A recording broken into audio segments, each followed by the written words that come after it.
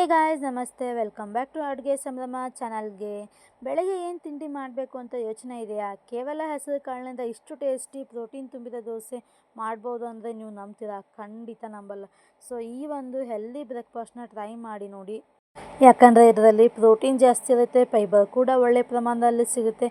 ಹಾಗಾಗಿ ಬೆಳಗಿನ ತಿಂಡಿಗೆ ಇದು ಒಳ್ಳೆ ಆಪ್ಷನ್ ಅಂತ ಕೂಡ ಹೇಳ್ಬೋದು, ಅಥವಾ ನೈಟ್ ಡಿನ್ನರ್ ಕೂಡ ಲೈಟ್ ಡಿನ್ನರ್ ರೆಸಿಪಿ ಅಂತ ಕೂಡ ಹೇಳ್ಬೋದು. ಸೊ ಬನ್ನಿ ಯಾವ ಥರ ಮಾಡೋದು ಅಂತ ನೋಡೋಣ. ಇಲ್ಲಿ ಒಂದು ಬೌಲ್ಗೆ 2 ಕಪ್ ಆಗುವಷ್ಟು ನಾನಿಲ್ಲಿ ಹೆಸರು ಕಾಳನ್ನು ಹಾಕ್ಕೊಳ್ತಾ ಇದ್ದೀನಿ. ಸೊ ಹೆಸರು ಕಾಳು ನಾನು ಮೊದಲೇ ನೈಟೆಲ್ಲ ನೆನೆಸಿ ಇಟ್ಕೊತಾ ಇದ್ದೀನಿ. ಚೆನ್ನಾಗಿ ತೊಳ್ಕೊಂಡು ನೆನೆದ್ರೆ ಸಾಕು, ಇದು ಮೊಳಕೆ ಹೊಡಿಬೇಕಂತ ಏನೂ ಇಲ್ಲ. ಸೊ ಮೊಳಕೆ ಹೊಡೆದ್ರೂ ಕೂಡ ತುಂಬ ಚೆನ್ನಾಗಿ ಬರುತ್ತೆ. ಸೊ ಮೊಳಕೆ ಹೊಡಿಬೇಕಂದ್ರೆ 1 ಡೇ ಬಿಡಬೇಕಾಗುತ್ತೆ ನೆನೆದ ಮೇಲೆ. ಸೊ ಇವಾಗೆಲ್ಲ ಮೊಳಕೆ ಬರಲ್ಲ. ಸೊ ಈ ಥರ ನೆನೆಸಿ ಚೆನ್ನಾಗಿ ತೊಳೆದು ಇಟ್ಕೊಂಡು ಬೆಳಗ್ಗೆ ಆದಮೇಲೆ ಇದನ್ನು ಚೆನ್ನಾಗಿ ರುಬ್ಕೋಬೇಕಾಗುತ್ತೆ. ಇವಾಗ ಚೆನ್ನಾಗಿ ನೆಂದಿದೆ ಹೆಸರು ಕಾಳೆಲ್ಲ. ಸೊ ಇದನ್ನು ನಾನು ಏನೂ ಹಾಕ್ತಾಯಿಲ್ಲ ಇದಕ್ಕೆ, ಇದನ್ನು ರುಬ್ಕೊಂಡು ಬಿಡ್ತೀನಿ ಒಂದು ಸಲ. ಈ ಥರ ನುಣ್ಣಗೆ ಸ್ವಲ್ಪ ರುಬ್ಕೊಂಡ್ಬಿಟ್ರೆ ನಮಗೆ ಒಂದು ಹೆಸರು ಕಾಳಿನ ದೋಸೆ ಬ್ಯಾಟ್ರ್ ಅಂತ, ವೆಜ್ ಉತ್ತಪ್ಪ ಬ್ಯಾಟ್ರ್ ಅಂತ ಹೇಳ್ಬೋದು. ಈ ಥರ ಒಂದು ರೆಡಿ ಆಗುತ್ತೆ. ಇದಕ್ಕೆ ಸ್ವಲ್ಪ ನಾನಿಲ್ಲಿ ರುಚಿಗೆ ತಕ್ಕಷ್ಟು ಉಪ್ಪನ್ನು ಹಾಕ್ಕೊಳ್ತಾ ಇದ್ದೀನಿ. ಸೊ ಚೆನ್ನಾಗಿ ಕಲಿಸ್ಕೊಳ್ತಾ ಇದ್ದೀನಿ. ಹಿಟ್ಟು ರುಬ್ಕೊಳ್ಳುವಾಗ ನಾನೇನೂ ಹಾಕಿಲ್ಲ ಇದಕ್ಕೆ, ಜಸ್ಟ್ ಹೆಸರು ಕಾಳನ್ನು ಅಷ್ಟೇ ರುಬ್ಕೊಂಡು ಇಟ್ಕೊಂಡಿದ್ದೀನಿ. ಸೊ ರುಬ್ಕೊಂಡು ಆದಮೇಲೆ ಇದಕ್ಕೆ ಉಪ್ಪನ್ನು ಹಾಕ್ಕೊಂಡು ಈ ಥರ ಚೆನ್ನಾಗಿ ಕಲಿಸ್ಕೊತಾ ಇದ್ದೀನಿ. ಎಲ್ಲ ಕಲಿಸ್ಕೊಂಡಾದ್ಮೇಲೆ ಇದಕ್ಕೆ ಬೇಕಾಗಿರೋಂಥ ಮಸಾಲೆನ ರುಬ್ಕೊಂಡ್ಬಿಡೋಣ ಇವಾಗ.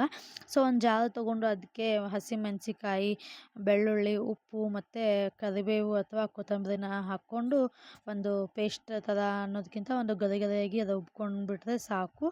ಸೊ ನೀವು ಇಲ್ಲಿ ಇಷ್ಟ ಆದರೆ ಸಾಕು. ಇವಾಗ ರುಬ್ಕೊಂಡಿರೋಂಥ ಮಸಾಲೆನ ಎಲ್ಲನೂ ಆ ದೋಸೆ ಬ್ಯಾಟ್ರಿಗೆ ಹಾಕ್ಕೊಂಡು ಚೆನ್ನಾಗಿ ಕಲಿಸ್ಕೊಂಡು ಇಟ್ಕೊಳ್ಳೋಣ.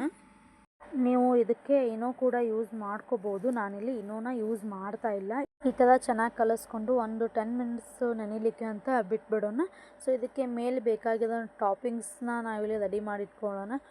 ಇಲ್ಲಿ ನಾನು ಟಾಪಿಂಗ್ಸ್ಗೆ ಯೂಸ್ ಮಾಡ್ತಾ ಇರೋದು ಆನಿಯನ್ನು, ಕ್ಯಾಪ್ಸಿಕಮ್ನ ಕಟ್ ಮಾಡಿ ಇಟ್ಕೊಂಡಿದ್ದೀನಿ. ಕ್ಯಾರೆಟ್ನ ಈ ಥರ ಕೊಬ್ಬರಿ ಮನೆಯಲ್ಲಿ ತೊಳ್ಕೊಂಡು ಒಂದು ಸೈಡಲ್ಲಿ ಎತ್ತಿಟ್ಕೊತಾ ಇದ್ದೀನಿ.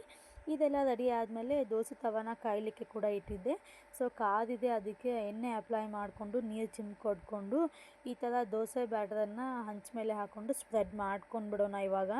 ಸೊ ನಾನಿಲ್ಲಿ ಜಾಸ್ತಿ ತೆಳುವೂ ಮಾಡ್ತಾಯಿಲ್ಲ, ದಪ್ಪನೂ ಮಾಡ್ತಾಯಿಲ್ಲ, ಒಂದು ಮೀಡಿಯಮ್ ಸೈಜಲ್ಲಿ ದಪ್ಪ ಅಂತ ತೊಗೊತಾ ಇದ್ದೀನಿ. ಯಾಕಂದರೆ ಇದು ಸ್ವಲ್ಪ ಮೀಡಿಯಮ್ ಸೈಜಲ್ಲಿ ದಪ್ಪ ಇದ್ದರೆ ತಿನ್ನಲಿಕ್ಕೂ ಕೂಡ ತುಂಬ ಟೇಸ್ಟಿಯಾಗಿ ಬರುತ್ತೆ. ಇಲ್ಲಿ ನಾವು ಟಾಪಿಂಗ್ಸ್ ಯೂಸ್ ಮಾಡ್ತಾ ಇದ್ದೀವಲ್ಲ, ಸೊ ಅದಕ್ಕಂತೂ ಅಲ್ಟಿಮೇಟ್ ಕಾಂಬಿನೇಷನ್ ಅಂತ ಹೇಳ್ಬೋದು.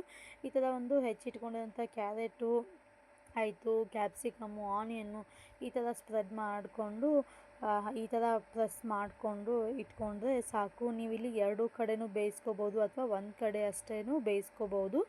ನಾನಿಲ್ಲಿ ಒಂದು ದೋಸೆನ ಒಂದು ಸೈಡ್ ಅಷ್ಟೇ ಬೇಯಿಸ್ಕೊತಾ ಇದ್ದೀನಿ. ಇನ್ನು 2ನೇ ದೋಸೆನ ನಾನಿಲ್ಲಿ 2 ಸೈಡಲ್ಲಿ ಬೇಯಿಸ್ತಾ ಇದ್ದೀನಿ. ಸೊ ಇವಾಗ ಒಂದಂತೂ ರೆಡಿ ಆಯಿತು. ಇವಾಗ 2ನೇ ದೋಸೆ ಈ ಥರ ಸ್ಪ್ರೆಡ್ ಮಾಡಿ ಇದನ್ನು ವಾಪಸ್ ಹೊಳಿಸಿ ಹಾಕ್ಕೊಂಡು ಈ ಥರನೂ 2ನೇ ದೋಸೆ ನನಗೆ ಪರ್ಸ್ನಲಿ ತುಂಬ ಇಷ್ಟ ಆಗಿದ್ದು. ಯಾಕಂದರೆ ವೆಜಿಟೇಬಲ್ಸು ಚೆನ್ನಾಗಿ ಬೆಂದಿರುತ್ತಲ್ವ, ಸೊ ಅದಕ್ಕೆ ತುಂಬ ಟೇಸ್ಟ್ ಚೆನ್ನಾಗಿ ಕೊಡುತ್ತೆ. ಸೊ ನೀವು 2 ಥರ ಟ್ರೈ ಮಾಡ್ಕೊಂಡು ನೋಡಿ. ಒಂದು ಸೈಡು ಮಾಡೋದಕ್ಕೂ 2 ಕಡೆನೂ ಬೇಯಿಸ್ಕೋದಕ್ಕೂ ತುಂಬ ವ್ಯತ್ಯಾಸ ಇರುತ್ತೆ. ಸೊ ನಾನಿಲ್ಲಿ 2ನೇ ದೋಸೆ ಕೂಡ ರೆಡಿ ಮಾಡಿ ಇಟ್ಕೊಂಡೆ. ಸೊ ಇದಕ್ಕೆ ಒಂದು ಕೊಬ್ಬರಿ ಚಟ್ನಿನ ಮಾಡ್ಕೊಂಬಿಡೋಣ. ಸೊ ಆವಾಗಲೇ ರುಬ್ಕೊಂಡು ಇಟ್ಕೊಂಡಿದ್ದ ಪೇಸ್ಟ್ ಸ್ವಲ್ಪ ಉಳಿಸ್ಕೊಂಡಿದ್ದೆ.